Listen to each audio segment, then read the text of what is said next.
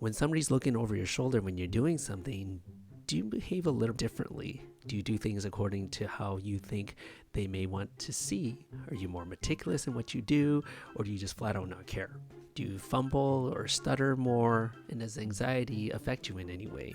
Sometimes it's conscious, but sometimes, and usually, it's unconscious.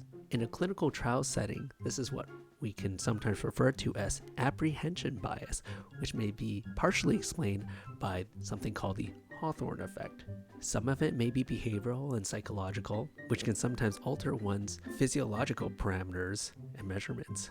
A classic example is white coat hypertension, which was first described in the late 1800s by Dr. Rivarocci, who was an Italian internist and pediatrician, who was best known for the invention of the first easy-to-use cuff-based mercury sphygmomanometer. Sphygmomanometer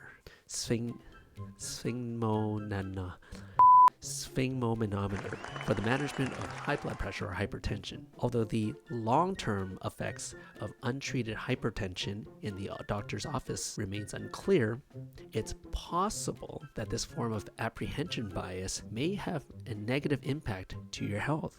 In a systematic review published in 2019 in the Annals of Internal Medicine that included 27 publications amounting to more than 64,000 patients with both in-office and out-of-office blood pressure monitoring, demonstrated that those with untreated white coat hypertension was associated with an increased risk for cardiovascular events, all-cause mortality, as well as cardiovascular mortality compared to patients with normal blood pressure, whereas those with treated white coat effect did not carry those same risks. The study found that untreated white coat hypertension was associated with an increased risk of cardiovascular events such as heart attacks and strokes with a hazard ratio of 1.36, an increased risk for all-cause mortality with a hazard ratio of 1.33, and an increased risk for cardiovascular mortality with a whopping hazard ratio of 2.09. Of course, a study of this nature has its limitations,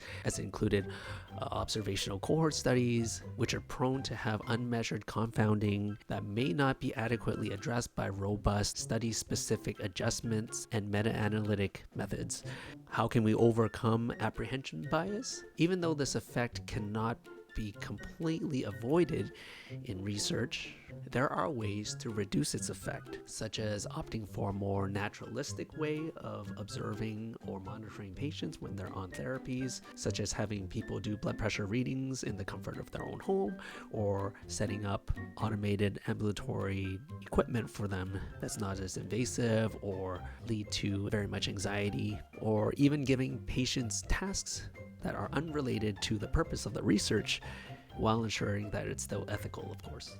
All in all, what this suggests is that perhaps we need to focus more attention to those who have white coat hypertension and maybe follow them a little bit more closely at home, so if or when they actually transition to having sustained hypertension, that they're actually being treated properly. And it also helps to support the use of more out-of-office based blood pressure monitoring methods rather than solely relying on blood pressure readings in the office setting. The reference to this systematic review will be in the video description below.